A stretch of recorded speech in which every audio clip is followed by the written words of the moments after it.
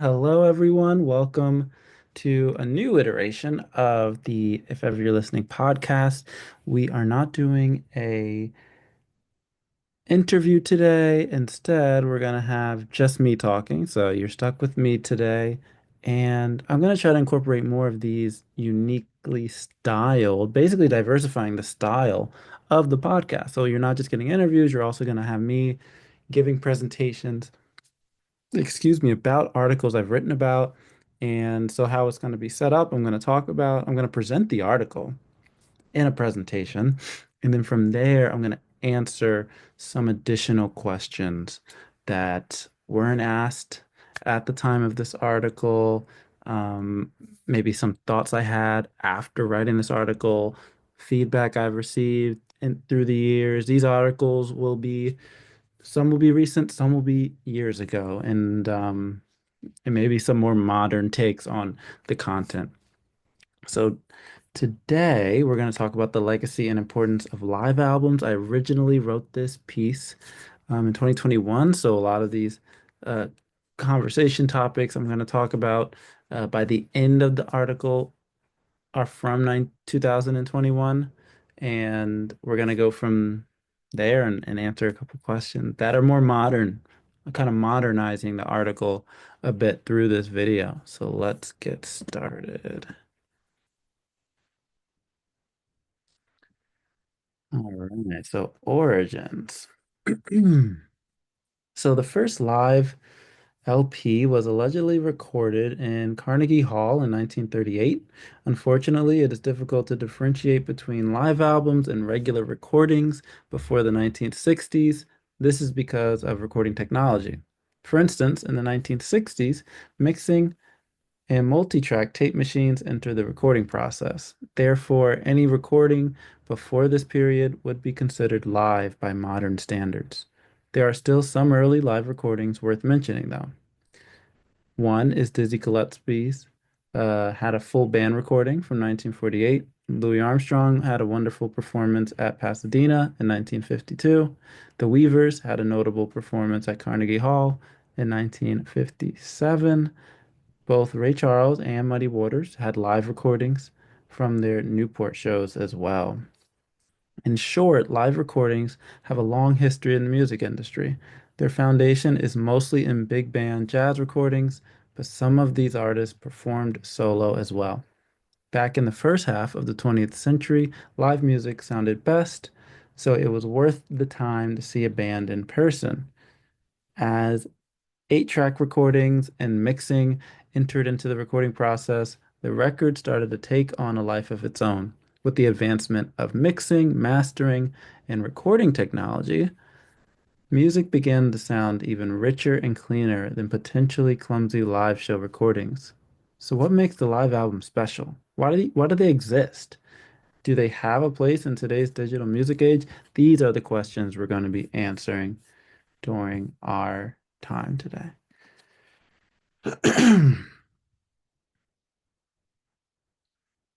So, what do live albums provide? This article is a firm and resounding yes to those questions. Live albums have always been a part of musicians' discography, and this article will take you through its troubled history and remarkable potential moving forward. It is important to recognize that live albums provide a lot of good. During a 2016 interview about live albums, Slash from Guns N' Roses had a lot to say about the art form. Quote, what makes a great live album? They should be honest and sincere.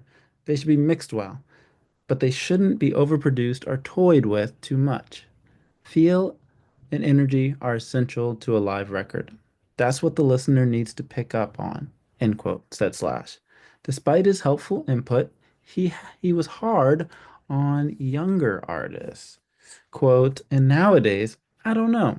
Is there a big live record out right now? I think most artists in the millennium tend to suck because they spend too much time and energy in the studio making things sound right. They don't want to be heard live, end quote, said Slash. It is true that live albums may have been more prevalent in previous decades. Also may be true that new technology has created a quality gap between studio recordings and live performances. However, there is still a necessity for live performances and an urgency from 21st century artists to perform well. Whether it's Kanye West's impressive tour stages, Beyonce's outstanding choreography, Lady Gaga's theatrics, or the explosive popularity of NPR Tiny Desk, fans want to appreciate music in its most intimate form. Live music has elements that are much harder to replicate on record. For one, they form a new intimacy between the artist and the listener. Second, they are sacred due to their relative rarity amongst artists. Even big fans only see their favorite artist a couple of dozen times in one lifetime. Third, it is exhilarating to hear fans scream for an artist in a live show. It creates a sense of community and belonging that is not there on a studio recording. Fourth, riffing and adapting songs for live performances breathes new life into songs. And finally, live albums are a celebration of an artist. Most live albums include music from multiple albums and sometimes several decades. Instead of the theme being the album, it is the artist and everything they have accomplished. Their story is at its clearest on a live album because the separation between them and the music is nearly invisible. Over the past 70 or so years, some of music's greatest artists have exemplified these traits in their live albums.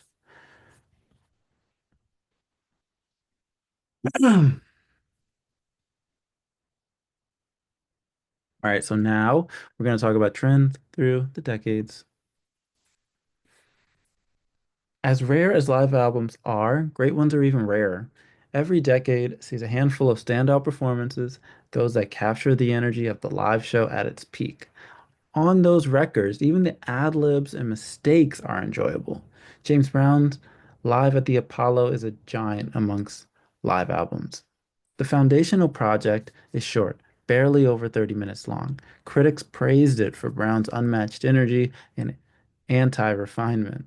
Robert Christgau championed the album as well, sharing that there is no, quote, there is no music anywhere quite like the perfectly timed and articulated female fan screeches that punctuate the 10-minute song Lost Someone, end quote. The 80s featured impressive live albums from several artists, including Lou Reed and Lynyrd Skynyrd. Reed's Live in Italy album was a standout because of its, quote, wonderful encapsulation of Reed's career, end quote, and ability to recreate classic songs from his Velvet Underground days. As the 80s rolled into the 1990s and MTV Unplugged started gaining national recognition, top-tier artists started to come to the humbling stage. Two projects from the 90s deserve note. The first was Mariah Carey's 1992 Unplugged album, which featured a career-igniting cover of I'll Be There with Trey Loren. The album would go on to sell over 10 million copies worldwide and help galvanize an established young pop star. Eric Clapton's Unplugged album would revitalize a career in its middle ages and secure the blues musician six Grammys that night, including Record of the Year, Album of the Year, and Song of the Year. In the 2000s, MTV Unplugged 2.0 helped boost a young New York rapper's career. Jay-Z was already having a critically acclaimed year with the release of his album The Blueprint a couple of months before. However, with MTV Unplugged, his talent was taken more seriously. With the spine-tingling gospel of Can't Knock the Hustle slash Family Affair and the soulful roots instrumentation, Jay-Z, who had a successful career up to this point, despite some legal entanglement, would have a quote unexpected artistic makeover thanks to his unplugged performance. In the second decade of the 21st century, NPR has re-emphasized the importance of live instrumentation and artistry with their hugely successful NPR Tiny Desk series. Anderson .Paak's fantastic 2016 Tiny Desk performance has taken the world by storm on the platform. Not only is his performance NPR's most popular, this is in 2021, folks, with over 50 million views. Now it's, I believe, over 100 million views, but it came out at a crucial point in Pac's career. His debut album, Malibu, came out earlier that year. With a successful tour and complimentary Tiny Desk performance, Pac would continue to grow into the Grammy Award-winning genre-defining artist he is today. And that was in 2021. Since then, he's won multiple Grammys and had a super successful touring career, as well as a really cool group he had with Bruno Mars called Silk Sonic. Therefore, live albums can and have helped artists in the past. It has helped artists shift narratives, gain respect in the industry, and provide a conduit for a career resurgence. That is part of the gift that live albums and live music can bring. It separates the honest and pure musicians from the pretenders. There is no room for smoke and mirrors. With live albums, we get to know the truth about the talent of our favorite musicians.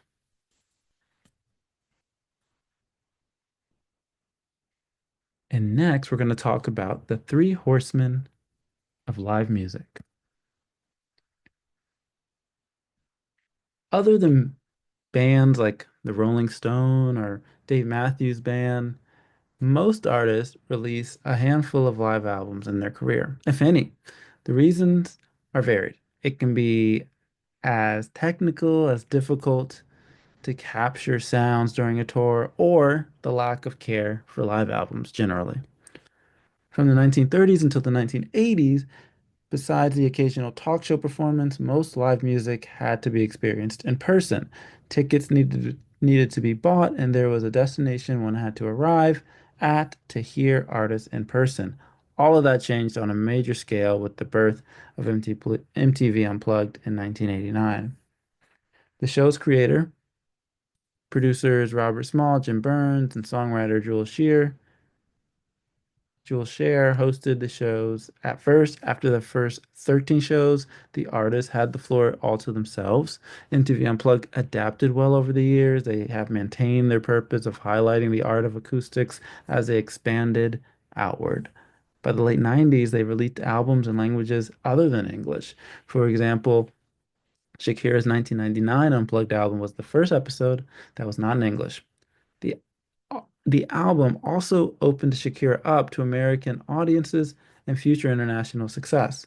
In the 2000s, Unplugged evolved into MTV Unplugged 2.0 and started to have specials to showcase talent. In the 2010s, they went international.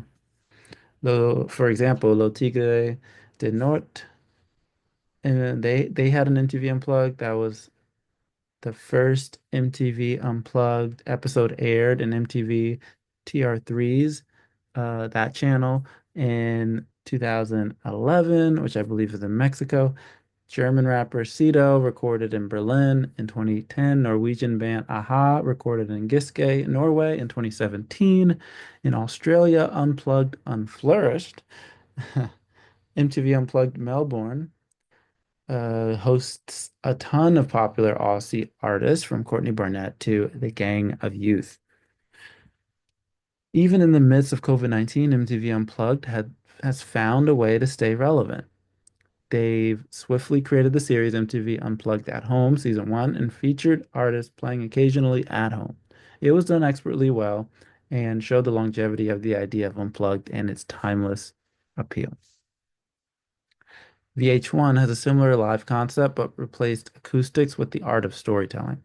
While most of the artists end up performing acoustically, the main attraction is the stories behind the songs.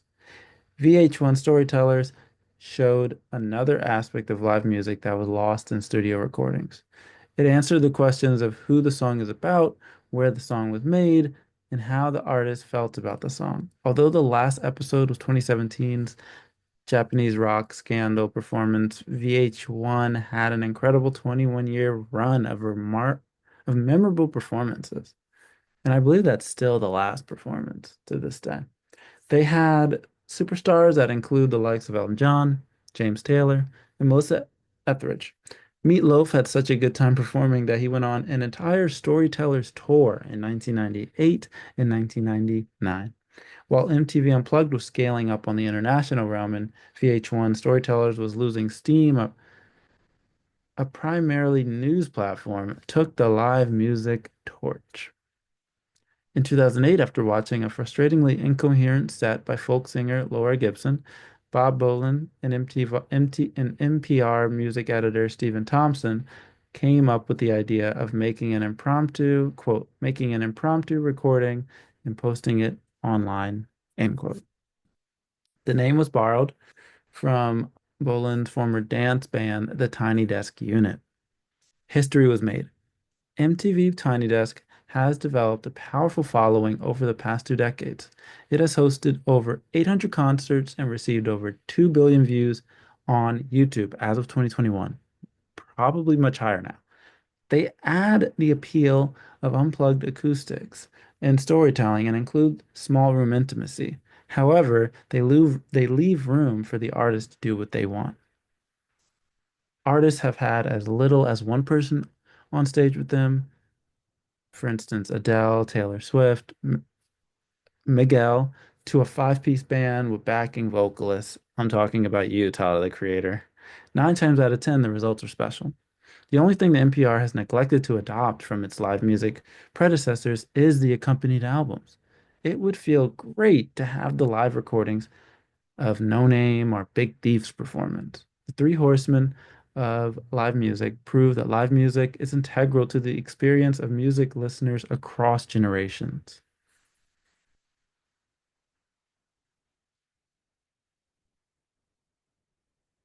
And what do I think are the potential of live music and live albums moving forward? These are my predictions in 2021, and then I'm going to talk about questions that came up after I finished reading the post, are the original article, and my thoughts in 2025.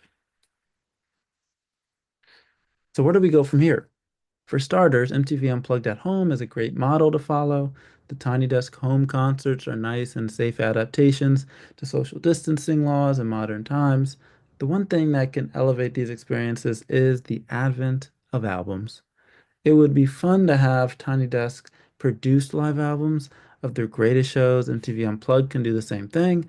If those platforms do not want to take on the task, then the artist can and should take it on. What would be better than hearing Anderson .Paak powering through a wonderful Tiny Desk performance on a live album? How about an hour version that is recorded and sold as an official album? That would be great. The younger music legends would bring a service in live albums for newer listeners. We have already received some. For instance, Adele made a live at the Royal Albert Hall in 2011. I would love if she would make a live album. And I believe she actually did. She made a box set from her experience in Vegas, but I don't know if that was a live album. I don't know. I have to double check. Lady Gaga teamed up with Tony Bennett to make Cheek to Cheek Live in 2014. However, fans and casual listeners would benefit from a solo Lady Gaga album in the near future. Taylor Swift has two live albums officially out, although the latest one is soaked in controversy. I believe since I've written this, she also released the Live in Paris one that she releases regularly around Valentine's Day because of the Live in Paris was connected to the Lover album. Lover was all about the heart. However, we still don't have live albums from star artists such as Drake, Travis Scott, Kendrick Lamar, Rihanna. While she has a couple of live videos, she doesn't have an official live album. Bruno Mars, he has a live TV special, but not a live album. Justin Bieber, Jason Aldean, he has some live sessions I found, but technically not a live album from a concert or tour.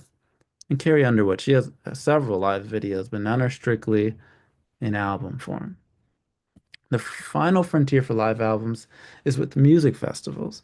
Music extravaganzas like Coachella, Lollapalooza, Bonnaroo, South by Southwest, Austin City Limits, Electric Forest, and many more post some of their acts on YouTube and on their site. But what if the headliner had a live album requirement for their performance? The stakes would be higher, but that memorable performance would be captured forever. All the diehard fans who could not make it could listen and possibly view their performances years later. It is something that music festivals should consider moving forward and investing in. I think it's a net positive for them. Live albums are a secret gift within the music world. They are rare to hear and rarer even to get quite right. As technology improves and studio time becomes more precious, hopefully, so does the need for live performances. MTV, VH1, and NPR have proven that there is an audience for live recordings. Maybe that need will spread to live albums as well. All right, so that was the piece. I hope you enjoyed it. Now I'm going to answer some questions to kind of modernize my takes and talk about things that are happening right now. So, first question. What are my thoughts about Tiny Desk performances since 2021? Since 2021, what are some of my favorite, more specifically, what are some of my favorite Tiny Desk performances? Um, some that have come to mind for me is Tinashe. I believe she did it early last year, so early 2024. And that was really special because she has so much music. She's on a run right now with her indie career and especially with Nasty and all that that got for her and helped kind of prove that she could stand on her own as an independent artist. She had a really good time, it looked like, and the music was really good, kind of showcasing us the modern indie version of Tinashe. And she was pulling a lot of songs from these new independent albums. That was fun, and also a throwback too on. John Batiste had a fantastic Tiny Desk a couple years ago. He really gelled with his band and loved the chemistry on there, loved all the instruments he was playing. It really showed his versatility as an artist. Stella Donnelly, the singer from Australia, had a fantastic performance. God, years ago, 2018, I think. So maybe not since 2021, but that was a notable one in my life for my relationship with her as a fan and learning more about her as an artist. Trying to get her on the pod. Hopefully one day we are in talks. I have spoken with her before. Um, Selena Moon had a really good one not too long ago that felt like she was sending me into a different dimension. She's a cellist, so a lot of the times when cellos are played in a very organic way, there's this beautiful serenity that kind of blinds you and hypnotizes you. And when I listen to her, I'm transported to another dimension and I am happy there. And and that's it for my favorites. So the next question is, how has live music platforms changed since this article, excuse me, came out? And I think there's been a couple changes. I think there's been this new focus towards instrumentation. And you see that in certain artists now getting celebrated even higher than they usually were. So, like John Batiste winning Record of the Year since this came out, Anderson .Paak's success with Silk Sonic, and I think it's his part that was brought to Bruno is what made them so successful commercially and critically because he has this miraculous kind of mastery of the drums and funk music.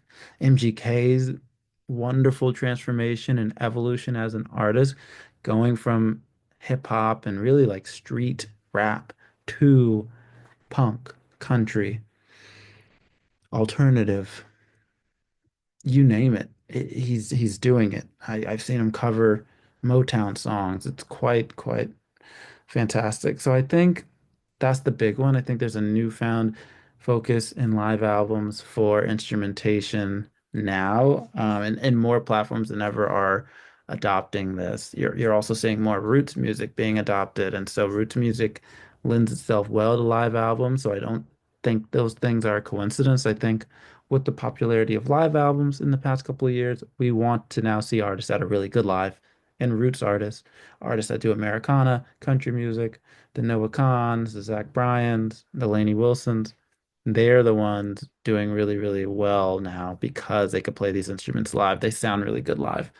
Perfect for live music platforms. So let's get specific. What are some of my favorite live music channels that I've enjoyed since this piece? Some that I've discovered, Our Vinyl is a really special one. Love all of the like indie folk artists that they really highlight on there. I think that's the through line for them.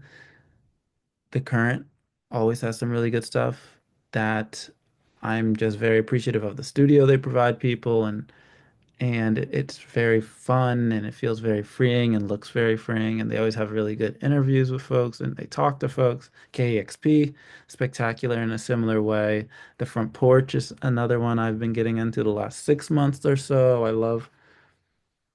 love how personal it feels. I love how intimate it feels. I love how small it feels, like you're just on the street and you're walking by a house and somebody's doing this performance.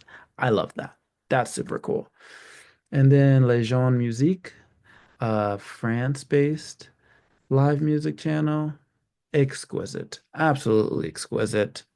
Go over there, listen to it. They're French artists. They're from Canada. They're from France and Francophone countries. And whenever an artist comes in, I mean, I'm hearing gorgeous arrangements. There's usually an orchestra in a room and an artist, and they're just jamming. And it's a really gorgeous experience. So I highly recommend checking that out. And then my last question is, how do I think music projects can get more popular over time? And I think first you need a hit factor for a live album. I think you need a 10,000 Maniacs, MTV Unplugged, you need a Mariah Carey MTV Unplugged moment where people go out of their way to tune into the live album and realize how special they are. We do get that when we see new Tiny Desk drops, especially when now they're doing countdowns and they're like telling us that one's about to come, like Billie Eilish is coming the next morning, and people are waiting in the waiting room on YouTube. I love seeing that now and can comment to each other in the chat.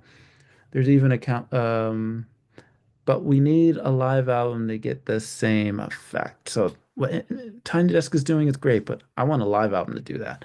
One album that I thought could have done that and should still be able to do that is and that I was very, very happy happened. I tweeted I wanted this to happen before it even happened. But Noah Khan, the folk artist, had a Fenway Park live album last year. And I remember when he did the Fenway Park show, I was like, this needs to be a live album. I remember when I heard it for the first time, heard that it was coming, and then when I heard it happened, and then I watched a couple clips, I was like, oh, this needs to be a live album. This is so freaking cool, so special. It needs to be a moment. And it was for those two performances. And the album is very, very, very good, but it didn't chart the way I wanted it to chart. I need that type of album to be number one on the Billboard 200. It deserved it. It more than deserved it. I think we're gonna get there. I think we're gonna get there. But that's the tone, that's the direction. Maybe Morgan Wallen can do it. Maybe Zach can do it. Zach Bryan can do it. Maybe some others. Maybe some others. But Noah is just as big as them, so I'm sad that he couldn't. But something like that, a hit moment, hit factor moment. And then secondly, and I'll close on here, maybe record labels just need to reconfigure their promotion when they're promoting an album versus when they're promoting a live album, spending a little bit more of that percentage on live albums and seeing what the ROI is. There needs to be an incentive, honestly. Um, large breaks between albums. Maybe an artist is on a large break and there's no new songs out, but there is a live album out. I think that can be beautiful. I've seen some beautiful live vinyls. The 1975 show, Madison Square Garden, Florence Welch's show, and Madison Square Garden. Those were both on my list. At the end of my year, I do these live album lists. What was the best live albums that came out? So those were on it. They were sublime, and I do it on purpose. I'm trying to get people to be more interested and to recognize this is a whole part of the music release industry that we should be investing in. So one, there needs to be an incentive structure for it. It needs to be pushed more through the promotional departments, through the marketing departments at record labels. The albums themselves, they need to be of high quality, and they need to show people the value um, by dropping, in addition to the album, a video of the performance. And I believe the artists I've mentioned have done that, and then promote the heck out of it. People will buy it. Imagine artists like Sade, who I know is working on an album right now, but she's been out for a long time, or an artist like Rihanna, both on large hiatuses, giving us a live album this year. That would be incredible. And people would buy it like it was an album because it means so much to them. You could even do a special performance in the album. So now people have a never before heard song, and the only way they can hear it is live on that album. The sales be like the it would be like the stock market this past November, just going all the way up. So that's my takes on the legacy and importance of live albums. Let me know in the comments what you think. But thank you so much for listening. This is Stanley C. from If Ever You're Listening, and I can't wait to talk to you again for our next video. Bye, guys.